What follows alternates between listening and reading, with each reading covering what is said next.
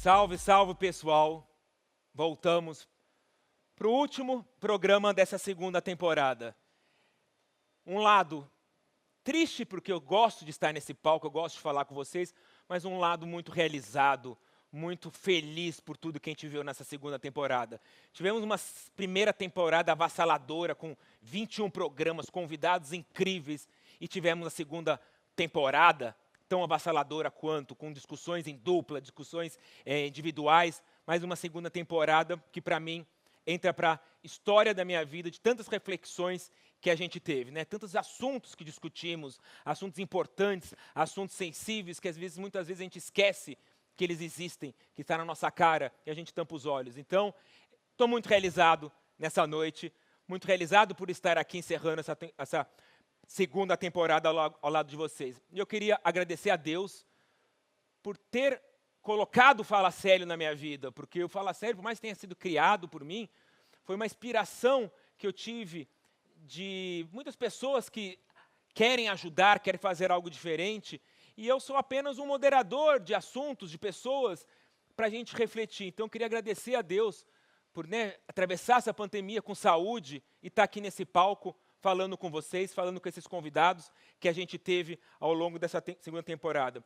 Mas eu queria agradecer muito você que está aí me assistindo, que assistiu a primeira temporada, que assistiu essa temporada e que está aqui hoje, 20 de dezembro, já encerrando o ano. Eu queria agradecer muito o carinho, a confiança, o respeito, mas principalmente o seu tempo de estar ao meu lado, porque esse programa é feito para vocês, mas é feito com vocês também. Então, eu sempre estou lendo as mensagens que vocês mandam no chat, no Instagram, no Facebook. E isso é muito bom para mim, porque isso mostra que nós estamos conquistando e chegando no coração de vocês, fazendo vocês refletirem um pouco sobre essa transformação na vida que a gente tem. Então, muito obrigado por vocês estarem ao meu lado. Acho que sem vocês nada seria possível. Então, muito obrigado a todos vocês pela paciência estar com a gente.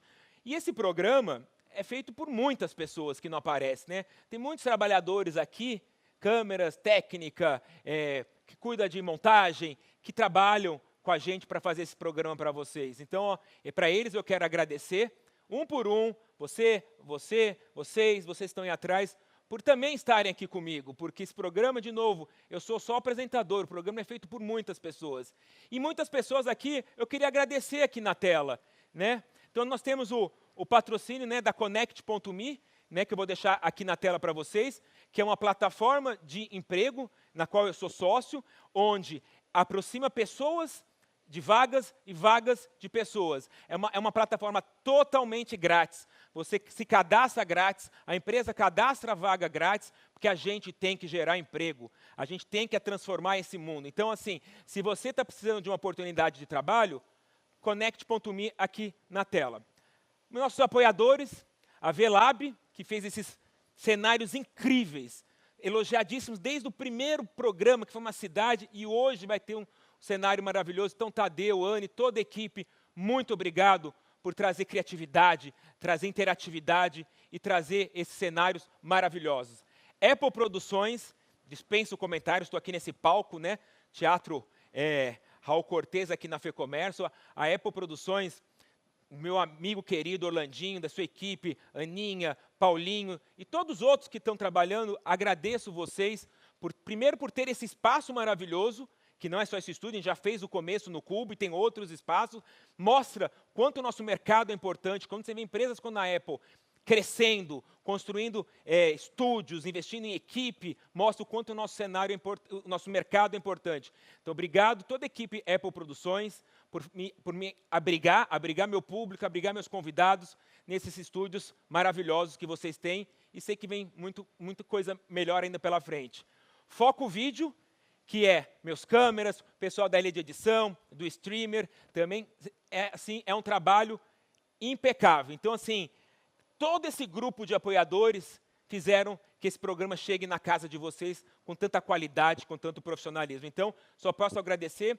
E, claro, agradecer o Promovil, meu parceiro, desde o começo. Promovil a maior e melhor plataforma de comunicação. Então, tudo que você quer saber sobre o mercado de comunicação, acesse no site do Promovil, que tem as novidades. Agradecer Júlio Feijó, meu parceiro, meu conselheiro, a ele, toda a família, a Cindy, até a cachorrinha dele, a Zuleiquinha. Então, assim, muito obrigado, Júlio, por estar ao meu lado, por ter acreditado no Fala Célio e por a gente fazer esse programa tão transformador. Então, vocês sabem que todo o programa, né, temporada 1 e 2, está no YouTube do Promovil, tem muita coisa boa. Então, assim, sem essas pessoas, sem essas empresas, nada seria possível. Então, eu queria muito agradecer todos vocês. Obrigado, parabéns pelo trabalho de vocês. E hoje temos um programa super especial, um programa que eu quis muito ter essa pessoa aqui. Mas, antes disso, aqui nos estúdios Apple, na FEComércio, lembre depois de acompanhar a Apple nas redes sociais, que vem muita coisa nova da Apple por aí. Eu queria mostrar qual que é o cenário de hoje. O que o pessoal da Vilab fez para a gente? Olha isso, que cenário, o tamanho desse cenário que aqui estou. Então, Tadeu, parabéns, obrigado. Está lindo esse cenário. Mais uma vez, vamos encerrar com chave de ouro esse programa. E antes de começar esse programa, aquela sorte de sempre, vamos dar o nosso golinho na caneca. Então, caneca Fala Célio, saúde para todos. Obrigado, saúde para você, todos que estão me escutando. E vamos para esse programa especial. Hoje o programa é um grande finale. Todo mundo sabe que eu gosto de entrevistar mulheres fortes, poderosas, vencedoras e que têm muita história para contar. E hoje não seria diferente. Eu esperei ela voltar de férias, ela estava merecida as férias em Portugal, e eu falei, eu vou esperar, seja o dia que for, para ter ela comigo. Então eu tenho muito prazer, eu estou um pouco nervoso de estar ao lado dela, mas vai ser uma noite inesquecível. Então, eu vou apresentar a nossa convidada. Ela é de Brasília, desde pequena adora a dança. Casada com um executivo, gente fina, já trabalhei com ele, Gustavo Diamante. Formada em jornalismo na Universidade de Brasília, é um dos maiores nomes do jornalismo brasileiro. Atuou na TV Manchete, SBT, Record e Globo, onde foi correspondente internacional e editora executiva e apresentadora do Jornal da Globo. Atualmente está na TV Bandeirantes, apresentando o delicioso MasterChef. Em 2014, lançou o livro O Amor Chegou Tarde em Minha Vida.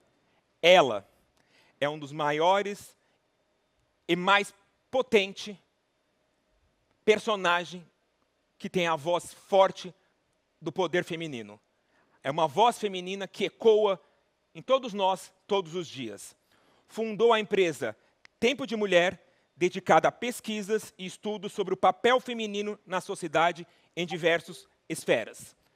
Estou um pouco nervoso, dá para perceber, teve a roupa de gala que eu escolhi para essa noite, porque não é fácil entrevistar uma pessoa tão admirada e uma jornalista tão respeitada.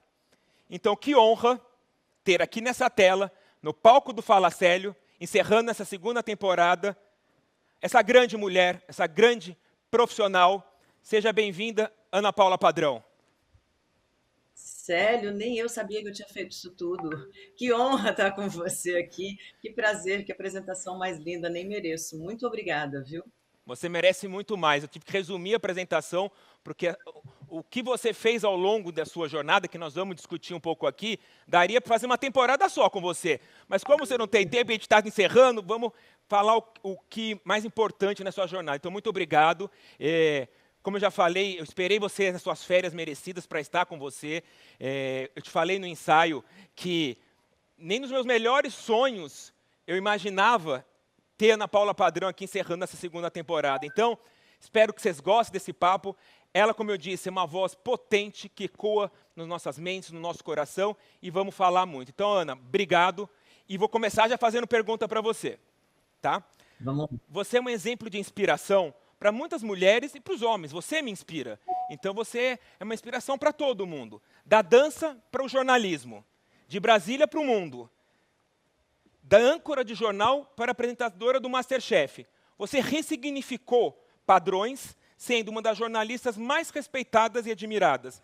Você quebrou barreiras e aproximou fronteiras com reportagens exclusivas, como a do Afeganistão. Todo mundo lembra daquela reportagem do Afeganistão, né? A sua jornada, né?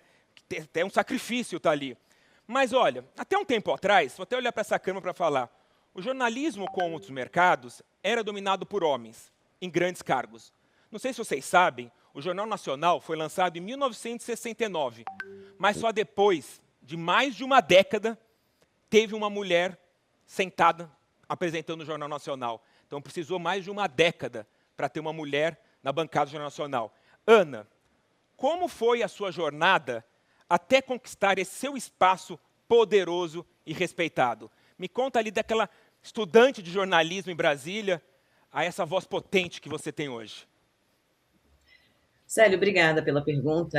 Ela me dá a oportunidade de dizer algumas coisas que eu gosto muito de lembrar para mulheres que almejam uma profissão, que querem ter a própria renda, que não querem ser dependentes de ninguém. E eu acho que a primeira coisa que facilita esse processo é ter uma educação que leve a mulher a imaginar, desde pequenininha, que não existe diferença na potência, na capacidade de produção entre um homem e uma mulher. Meu pai, eu acho até hoje que ele era um feminista e não sabia. Ele era um homem conservador, um mineiro do interior, mas quando eu nasci, e ele tinha certeza que era um menino que estava chegando, ele sempre me tratou como uma pessoa capaz. Ele começou a me dar muitos livros para ler, eu tinha 9, 10 anos, 12 anos. Com 12 anos eu li A Mulher de 30, não entendi nada, tive que ler depois de novo, mas ele me estimulava muito a ler.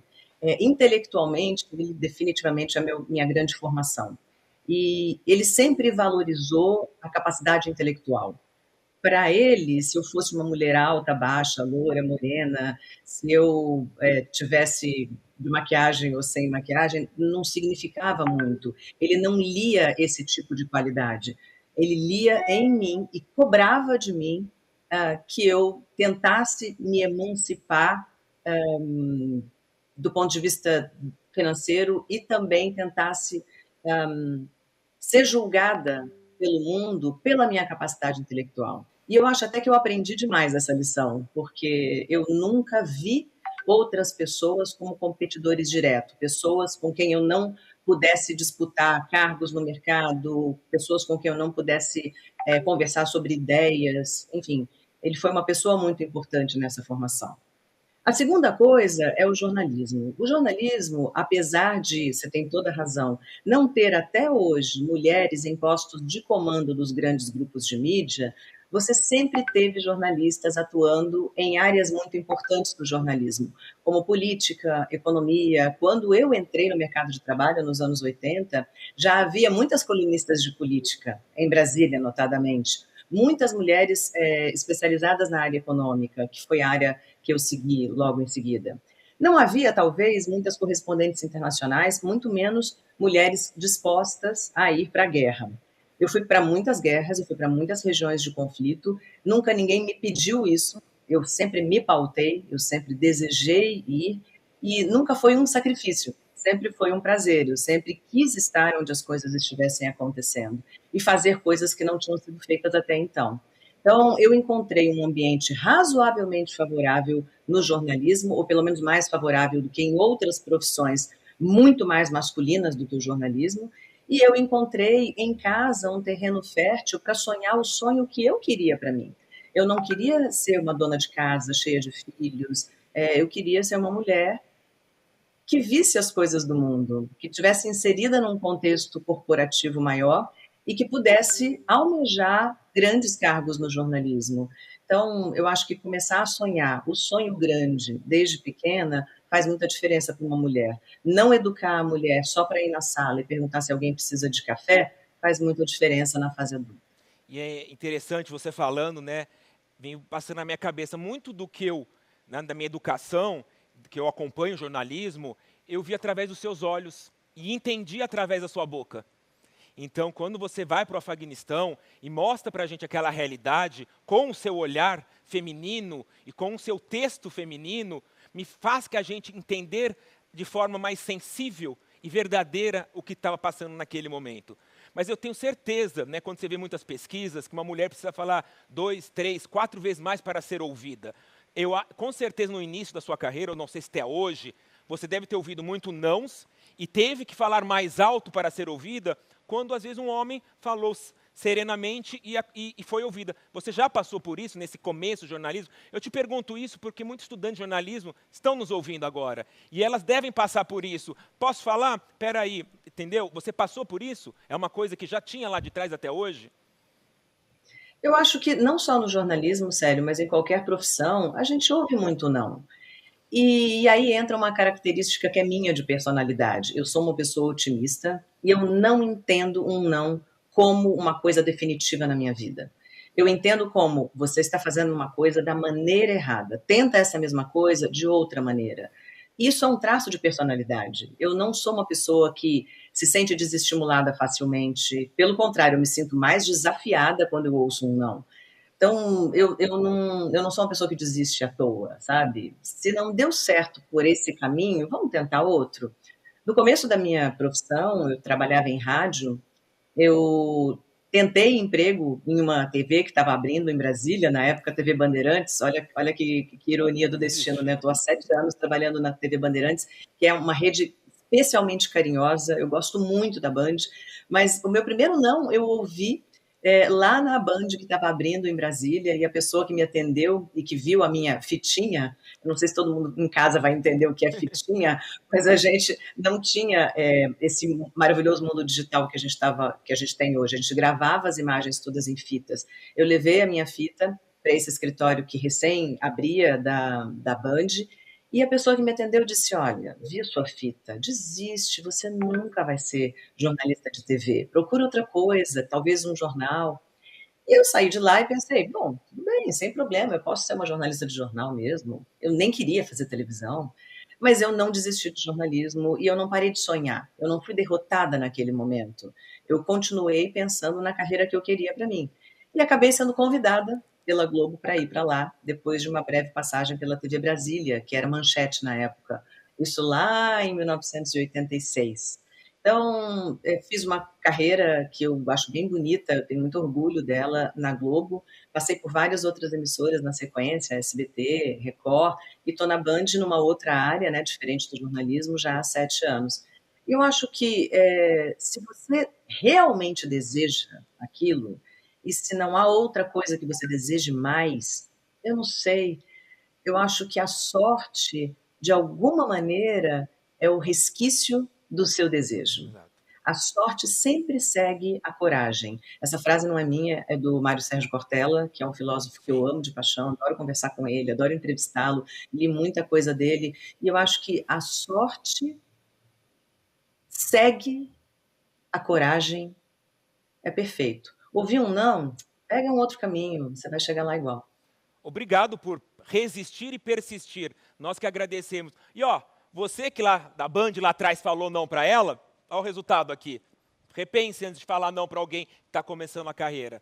Ô, Ana, eu trabalhei na Globo, né, de 2000 a 2003, na época que você estava assumindo, né, o Jornal da Globo, participei da coletiva de imprensa, que, né, de recebê-la, e eu sempre pensava em você, porque eu saía da Globo por volta 8, 8h30, já cansado, e via você chegando para trabalhar 8h30 da noite. A Ana sempre muito concentrada, com fone de ouvido, né, e eu falava, meu, como ela consegue trabalhar, começar o trabalho dela às 8h30 da noite, as pessoas estão indo descansar, e ela está começando. Eu falava, essa mulher é foda, desculpe o meu francês, mas ela persiste, porque não é fácil, né? As pessoas, 8h30, 9 horas, estão começando a desligar o seu dia, descansando. Ela estava começando o dia dela, para, quiçá, entrar 1h da manhã, 2h da manhã, e chegar na casa dela por volta de 5, 6 horas.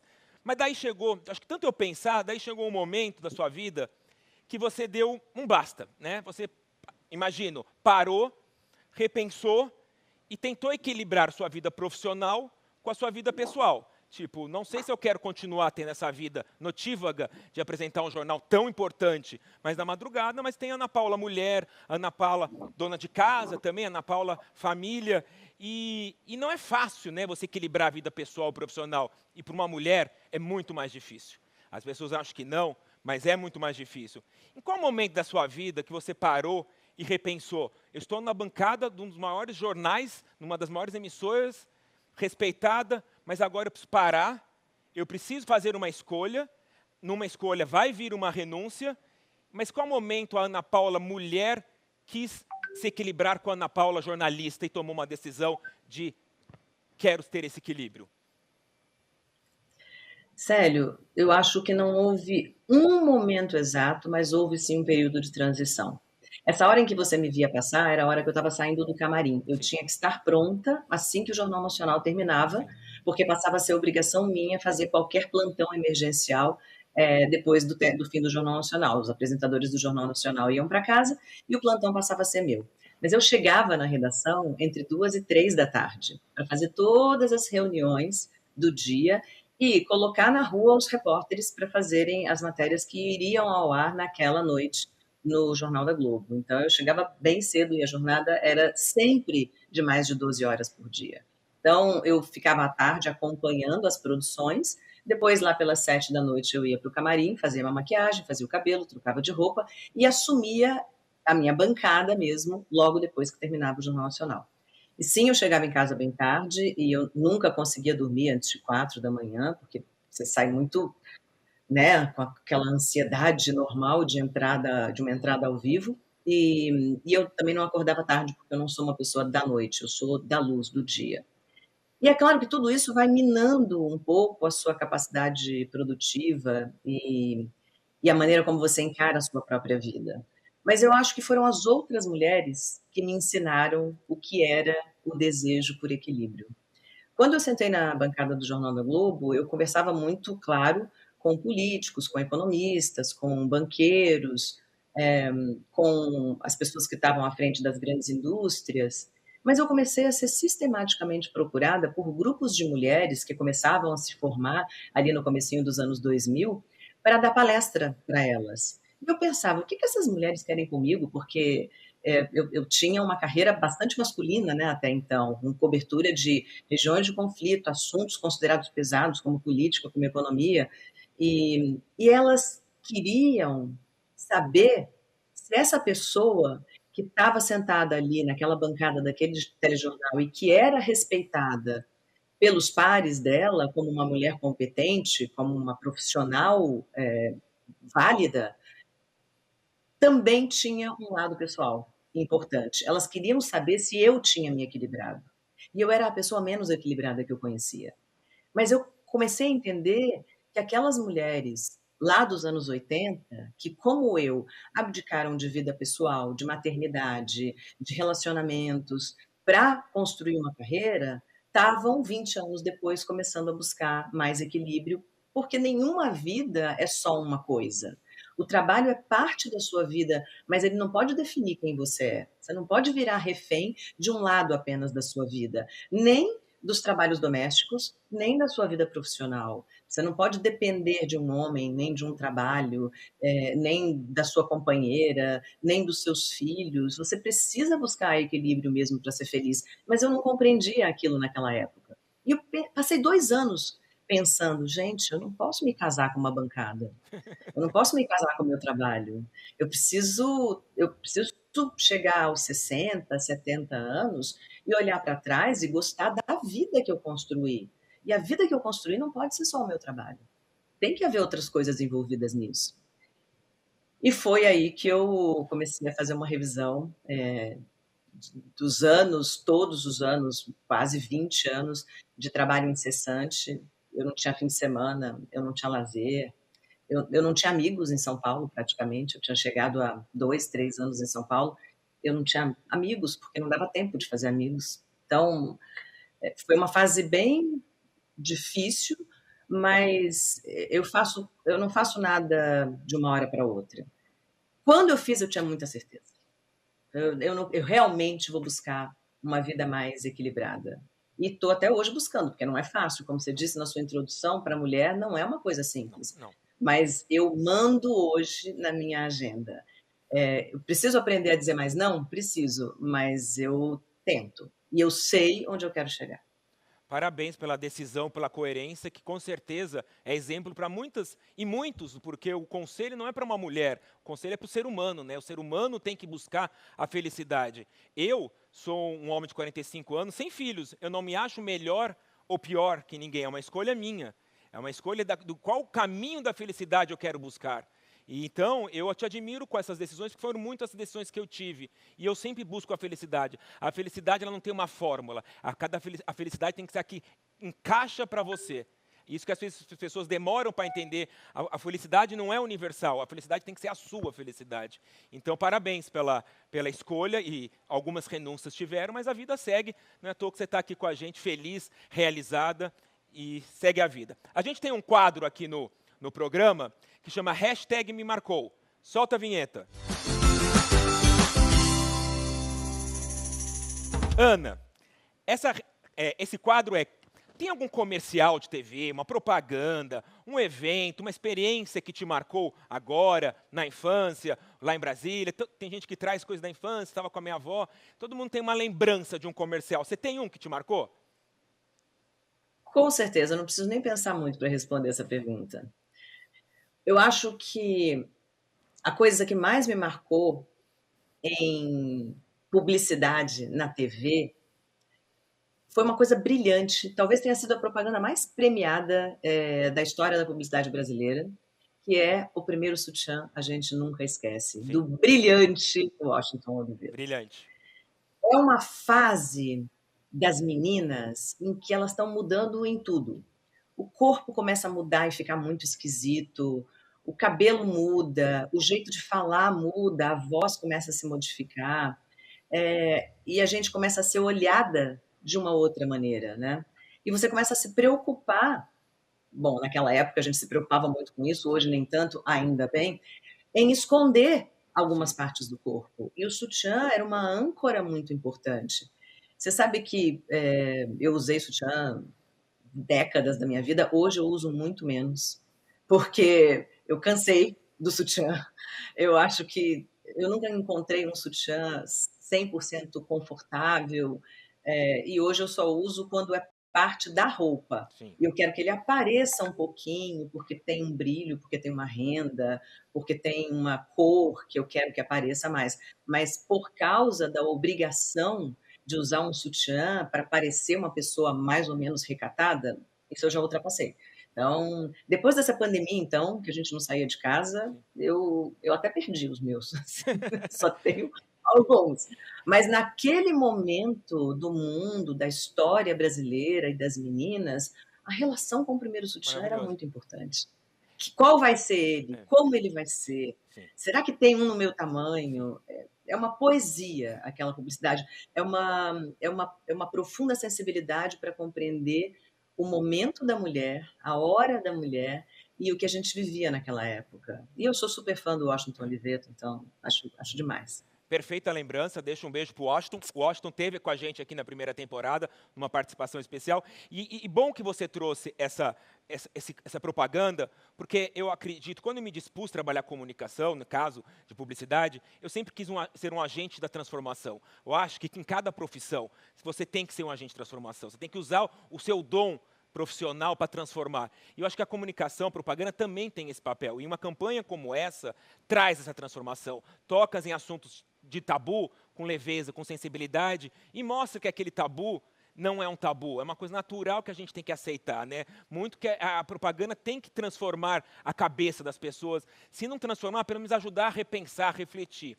Mas também tem um outro lado. Quando a Cláudia Raia esteve aqui, no ano passado, ela falou muito do tema da mulher 50 a mais, que ela é esquecida, a mulher 50 a mais. Né? Parece que a mulher, depois que ela usou um termo engraçado, depois que a mulher parou de ovular, ela é esquecida, que é a questão da mulher de 50 a mais, no mercado de trabalho e na propaganda.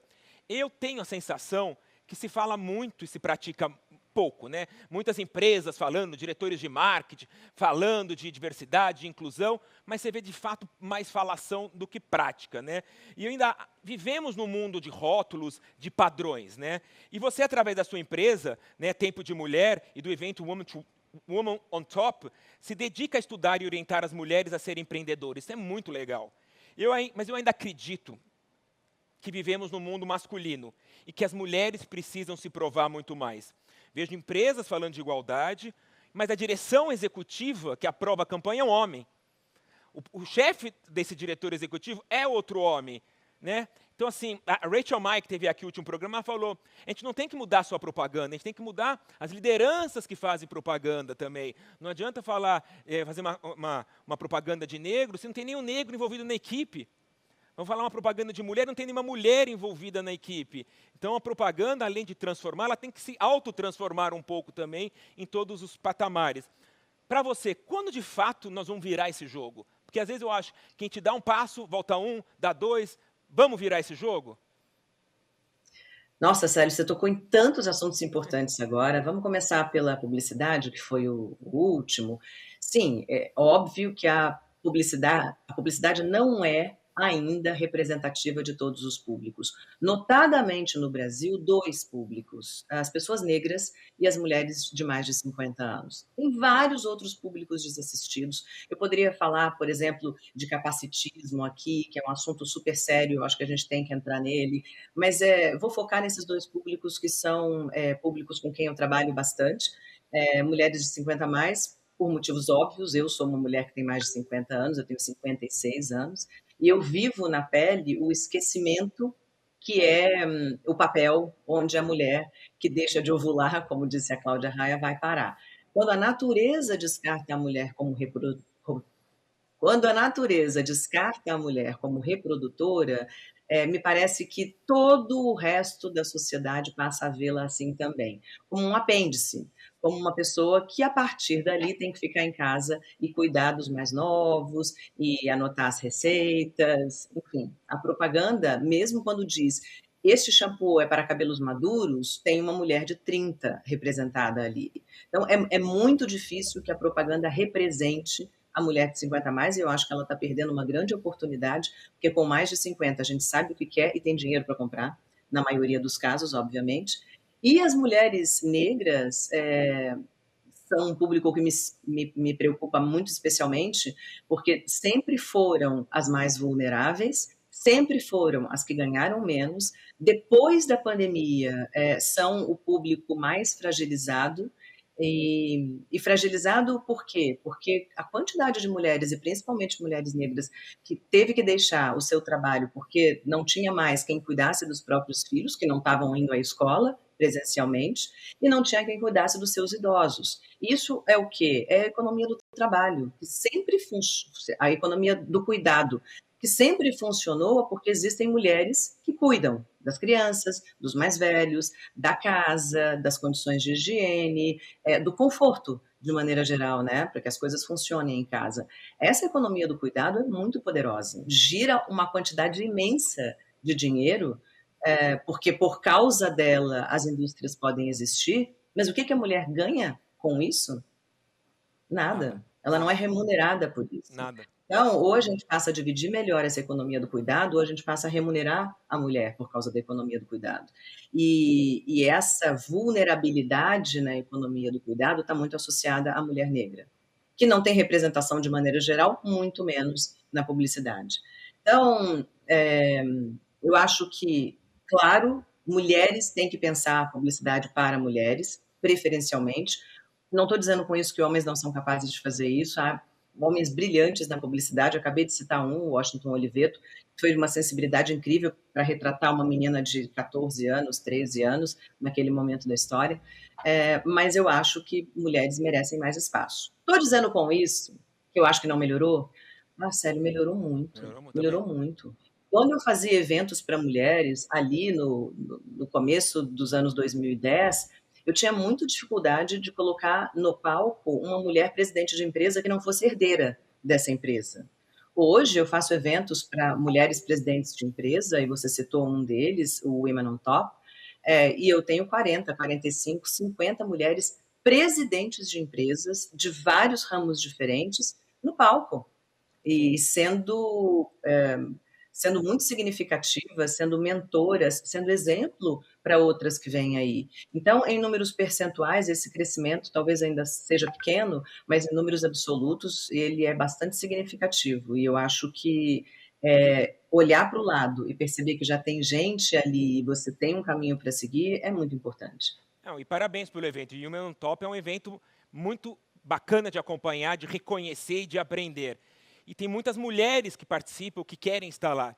E falando em mulheres que querem participar daqui, quando eu falei para algumas pessoas que eu estaria com você, algumas mulheres falaram, eu quero mandar uma pergunta para a Ana Paula. Então, eu tenho o prazer de convidar uma amiga minha, uma amiga sua, ela é do Conselho do Gerando Falcões comigo, é uma amiga que eu admiro muito, uma profissional maravilhosa, que está aqui com a gente fazer uma pergunta com você. Então, bem-vinda, Carmela Borst. Ela vai entrar aqui com a gente. Oi, Célio. Que prazer estar aqui, que convite lindo nesse dia tão especial. Eu estou nas Alagoas, terra das mulheres rendeiras, que tem uma comunidade que virou patrimônio desse estado. Terra da minha mãe, que hoje tem 1 ano que se foi, eu vim aqui saudá-la. Então, que prazer estar aqui hoje fazendo essa pergunta para essa mulher que eu amo muito e que me ensinou, entre muitas outras coisas, o que é sororidade. Eu aprendi que sororidade é irmandade, sororidade é solidariedade e que o poder que nós temos quando nós nos unimos, todas as mulheres, é algo que não tem mensuração. Ana, eu quero te perguntar, conta para todo mundo que você já me ensinou o que é sororidade. Beijo, Carmela, obrigado. Ai, Célio, Ó, muito amamos você. obrigada por ter trazido a Carmela, é uma pessoa muito especial na minha vida, uma amiga muito querida, e ela está dizendo isso porque ela quer levantar a bola para eu cortar, porque a gente se ensina todos os dias o que é sororidade. Quando você tem uma amiga com o grau de relação que eu tenho com a Carmela, a gente aplaude essa outra mulher. A gente aplaude porque ela conseguiu um objetivo incrível na vida dela, a gente aplaude porque ela está fazendo um trabalho maravilhoso, a gente aplaude porque ela está feliz por causa de um filho, ou de uma conquista pessoal, ou de uma grande mudança que ela conseguiu fazer em alguma área da vida dela, a gente aplaude. E a gente dá a mão quando não está bem. Isso é sororidade. A gente sempre usou a palavra masculina para isso, que é fraternidade, né? Que é essa solidariedade entre irmãos, irmãos que não são irmãos consanguíneos, mas são irmãos nesse planeta que a gente tem em comum, né? Que é a nossa grande mãe. E sororidade é a palavra feminina para isso. E ainda bem que essa palavra foi recuperada recentemente, porque eu acho que o fato de que mulheres e homens são educados de maneira muito diferente, os homens para sair, desbravar, conquistar, dominar, e as mulheres para ficar ali vendo se alguém em casa precisa de alguma coisa, faz com que os homens se reúnam para combinar a guerra, para combinar a conquista. E as mulheres, pelo contrário, se enxerguem sempre como concorrentes. Ai, tá chegando alguém ali que vai roubar o meu lugar nessa casa que já é tão pequena. Então, eu acho que a maneira como se educa meninos e meninas colabora muito para que tenha sido criado o mito da competição entre mulheres. E recuperar uma palavra como sororidade é recuperar um conceito que é muito importante. A gente precisa de ajuda. A gente precisa de ajuda de outras mulheres. Por quê? Porque a gente é vulnerável. A gente precisa admitir essa vulnerabilidade e admitir que precisa da ajuda da outra. E essa outra quase sempre está do nosso lado. A gente, em geral, passa por crises nas mesmas idades. Não comunica essa crise com a outra, com a amiga, com a que está do lado, achando que ela vai ser uma competidora. E, ao contrário, vai lá e abraça. E diz, eu também estou assim. Eu também estou passando por isso. Vamos nos ajudar. Então, a Carmela está certíssima. Sororidade é um conceito que a gente precisa continuar desenvolvendo entre nós, porque se o mundo já depende tanto de mulher, imagina de mulher unida. Exatamente. Falando em abraço e estar ao lado, a gente tem um quadro aqui no nosso programa que chama Hashtag Energia Digital. Então, vinheta Hashtag Energia Digital. O que é essa Hashtag Energia Digital? Eu sempre procuro estar ao lado de pessoas que eu acredito na energia. Que eu acho que quando a gente une energias e manda para o mundo, essa energia, ela abraça o mundo. Eu acho que pessoas que têm essa energia, como a sua, que está aqui, dando essa aula para a gente, não de mulher, mas de ser humano, né? Porque a gente às vezes fica pensando homem e mulher, não. O ser humano precisa de conselhos de Ana Paula Padrão. Então, o que é esse quadro? Eu venho aqui, abro o braço, você abra seu braço, como se fosse se abraçar, e vamos mandar energia nossa para todo mundo que está nos assistindo e precisa. Então, ó, meu abraço e de Ana Paula Padrão com muita energia para todos vocês do Fala Sério. Muito obrigado. E olha, não acabou as perguntas das pessoas especiais. Tem uma outra mulher que te ama, sua amiga, uma mulher que tem uma voz potente também, uma mulher que trabalha também no mercado machista, que conquistou seu espaço, conquistou sua voz. Ela foi colega sua por muitos anos, é uma mulher que eu admiro, é uma mulher que não podia não estar aqui nessa homenagem a você, e a homenagem que você está fazendo para nós, falando os seus, compartilhando. Então, uma pergunta da chefe Paola Carosella. Oi, Ana, tudo bem? Bom, primeiro preciso rapidinho falar o quanto eu te admiro, você já sabe, mas eu te admiro muito, muito, muito, muito, além de te adorar. Eu te acho uma mulher foda, assim, absurdamente inteligente, brilhante e que sabe das coisas, sabe? Mas a minha pergunta para você é essa. Você trabalha com e para mulheres já faz muito tempo. Uma vez você falou que você decidiu que algo que você podia fazer para tentar fazer desse mundo um lugar melhor era focar nas mulheres, porque elas impactam em tudo.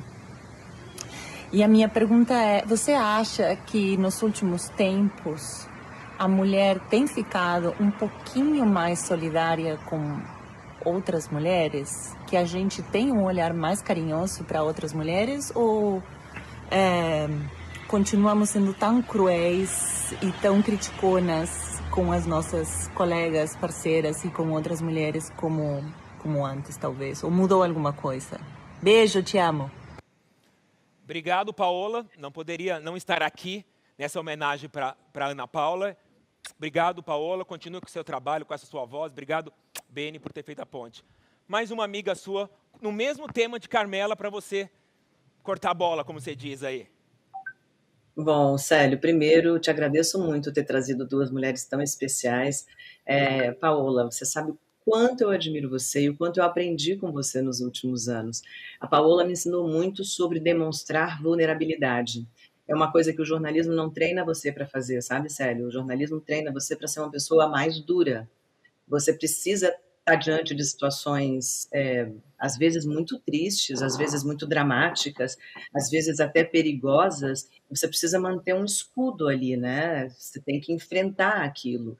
Quando um entrevistado xinga você, desacata você, ou quando você se dispõe a cobrir alguma coisa num lugar perigoso, ou quando você vai para um desastre natural, por exemplo, centenas, às vezes milhares de pessoas que perderam tudo na vida, quem é você para narrar aquela história se você não conseguir se manter minimamente blindada?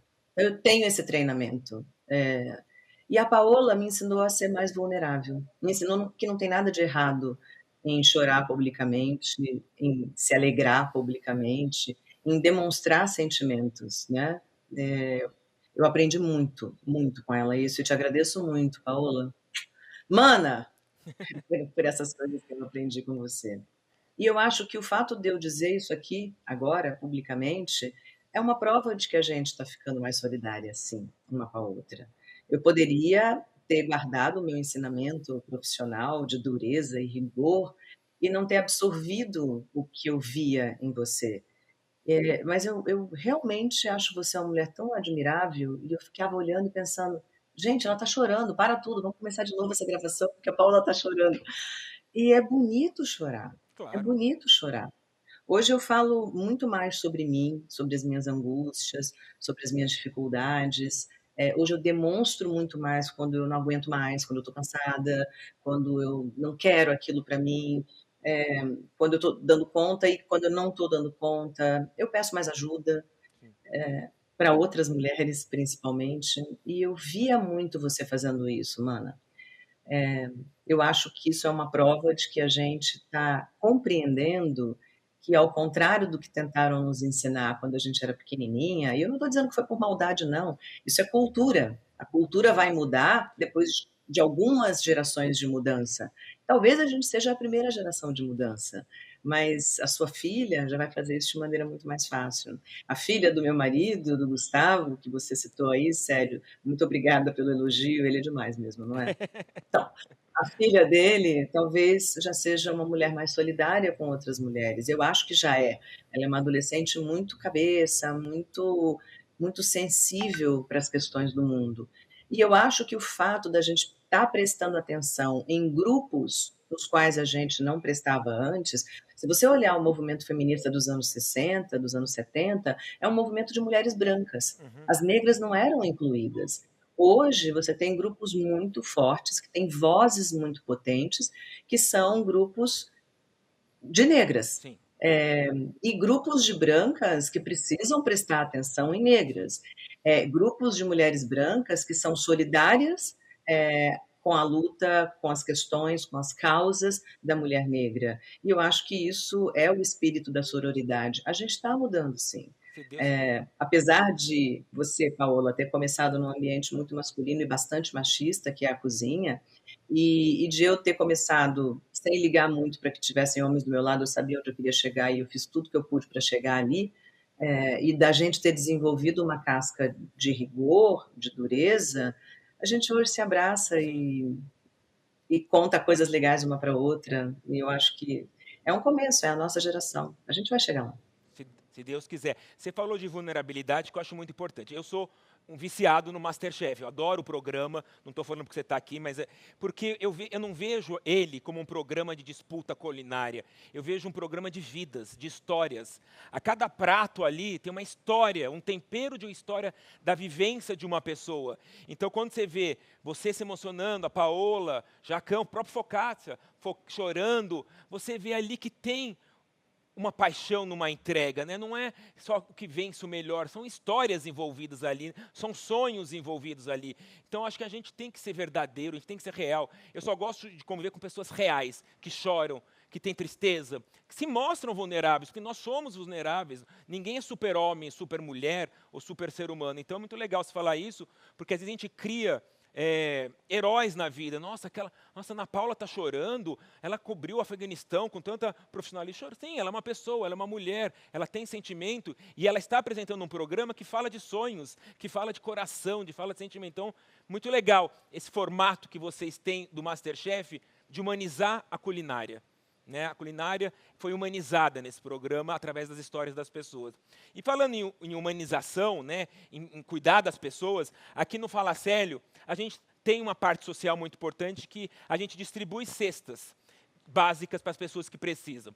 Então, tem um parceiro, que é o Empório Mega 100, que ela doa para cada convidado 30 cestas para você doar para uma ONG no Rio São Paulo. E nesse momento, né, nós estamos hoje, 20 de dezembro, próximo do Natal, muita gente que está preocupada em comprar o peru, montar sua ceia, mas tem muita gente que não vai comer nenhum grão de arroz. Então, eu queria agradecer o Luiz Bueno, da Empório Mega 100, vou deixar o site aqui da Empório Mega 100 para vocês verem a cesta.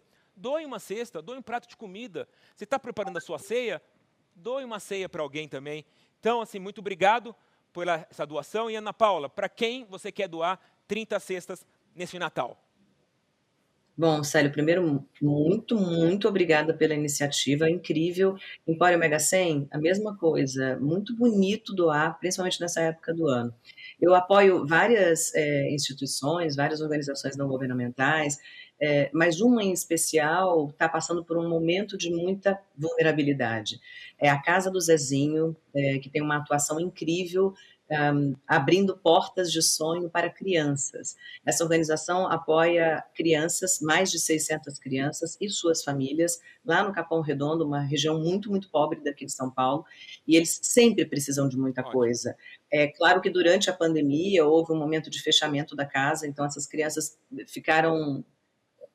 tiveram que voltar para suas casas, ficaram sem nenhum apoio, e isso é muito difícil numa região em que, se você não é capaz de ensinar para uma criança que ela pode sonhar e ela vai conseguir atravessar a ponte da miséria para a cidade, ela não vai sonhar, né? Então, eu dou as minhas 30 cestas, e quantas mais a gente conseguir, claro, para a Casa do Zezinho, para que pelo menos 30 crianças tenham um Natal um pouquinho menos rigoroso, um pouquinho mais de alegria, Porque é isso, quando você desenvolve numa criança a capacidade de sonhar com um futuro melhor, você já está colocando uma semente de cidadania ali. E eu acho que cidadania é o que constrói uma pessoa, né, um ser humano.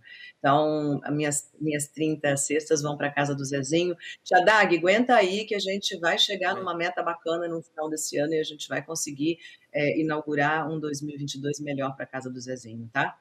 Beijo para vocês aí da casa do Zezinho. Com certeza, então, ó, casa do Zezinho, tia Dag, semana ainda chega, 30 cestas aí, em nome da Ana Paula, oferecidas por Empório Mega 100, que faça um pouco melhor o Natal dessas crianças. É um pouco, a gente pode fazer muito mais, e vamos fazer. Então, gente, ainda dá tempo. O Natal é daqui 5 dias. E não precisa ser só o Natal, não. A doação parte do coração. Se o nosso coração bate todo dia, ele bate para fazer doação também. Então pense nisso, a partir de hoje, o que você está ajudando quem precisa. Doação pode ser alimento, pode ser dinheiro, pode ser tempo, pode ser carinho. O importante é doar. Se você não tiver o que doar, vai numa instituição, leva um livro, lê um livro uma criança, ajuda na educação deles. O doar, o ato de doar é que está presente na nossa alma, tá bom? Conto com todos vocês. Ana Paula, queria te agradecer muito. Eu não poderia ter um encerramento de uma temporada, de um sonho, não sei se vou ter a 3ª temporada, mas eu queria acabar a 2ª temporada com uma mulher corajosa, com uma mulher respeitada e, acima de tudo, uma mulher admirada. Eu poderia rasgar vários elogios para você aqui, mas o que eu quero que meu coração te fala agora é como a gente encerra uma apresentação de teatro, é muito obrigado. Então eu queria te agradecer, muito obrigado por você estar aqui com a gente, compartilhar sua história, compartilhar seus sentimentos, compartilhar quem realmente você é. Que você continue sendo assim, alimentando a gente de informação através do seu olhar e principalmente nos abastecendo de conhecimento através da sua palavra. Muito obrigado mais uma vez. Célio, eu que agradeço, é uma honra estar aqui. Você trouxe assuntos incríveis, pessoas incríveis, e o formato do programa é muito bonito, deixa a gente muito à vontade e enaltece o que é bom, o que é legal, né? Muito sucesso no seu futuro e muito obrigada pela oportunidade, viu? Um Feliz Equipe, Natal, obrigada. Feliz Natal, boas festas, que 2022 você continue transformando o mundo, nossas vidas, e tenha em mim um aliado para qualquer projeto seu. Você vai me ligar e falar, sério, eu preciso disso, vem comigo e eu vou com você. Muito obrigado. Digo mesmo, Célio, muito obrigada. Falei que seria uma noite histórica, inesquecível. Que honra poder encerrar essa 2ª temporada ao lado da Ana Paula Padrão. Quanta coisa bonita, sensível, importante ela nos trouxe, né? Carmela, Paola, então assim, eu estou assim, às vezes eu fico até sem palavras, às vezes termina o programa, eu fico sem meio reação, sem palavras, porque tanta coisa a gente traz nesse programa para refletir, que eu só posso agradecer. Então assim, Deus, muito obrigado por mais um programa, mais uma temporada. E eu preciso agradecer as muitas pessoas que estiveram aqui ao nosso lado, fazendo esse palco brilhar, as nossas mentes refletirem. Então eu queria agradecer Rafa Kalimann, Flávia Molina, Mafê Albuquerque, Henri Castelli, Ju Ferraz, Jonathan Azevedo, Fernanda Rodrigues, Patrícia Macedo, Rachel Maia, Dilma Campos, Thaís Araújo, Ana Paula Padrão, Carmela Borst e Paola Carosella. Eu me sinto uma pessoa privilegiada de ter tido vocês ao meu lado, ter tido o tempo de vocês compartilhando a história de vocês. Então, muito obrigado a todas essas pessoas que passaram nesse palco ao meu lado. No começo dessa temporada, nós combinamos uma coisa, que todo mundo ia vacinar, lembra? A nossa meta era terminar essa 2ª temporada com 100% da população adulta vacinada. Estamos chegando lá, mas temos que continuar a vacinação. Muita gente não tomou a 2ª dose, muita gente tem que tomar a 3ª dose, vai ter agora Natal, vai ter agora Ano Novo, nós vamos estar próximo dos familiares, dos amigos, e a gente não pode pôr em risco a vida de ninguém. Então, se você não tomou a 2ª dose ou a dose de reforço, vá. A nossa luta continua, nós temos que nos proteger e salvar vidas. Então, ó, todo mundo, vacine já. E para terminar, eu queria agradecer vocês. Meu muito obrigado pelo amor, pelo carinho, pelo respeito e pela admiração do meu trabalho, do nosso trabalho. Muito obrigado a vocês todos que estão nos escutando. Às vezes eu me emociono em final de temporada e me faltam palavras, mas saibam que a minha emoção é de agradecimento. Então eu queria agradecer toda a equipe novamente, agradecer minha família, meus amigos, Deus, por ter colocado esse palco na minha frente. Eu quero desejar boas festas para todo mundo, um feliz 2022 e que seja um ano transformador, mas transformador de verdade. Menos falação e mais ação. Então, muito obrigado, beijo no coração de vocês e quem sabe, 2022, a gente se encontra em algum lugar, de alguma outra forma, ou até numa terceira temporada. Beijo, obrigado, fala Célio.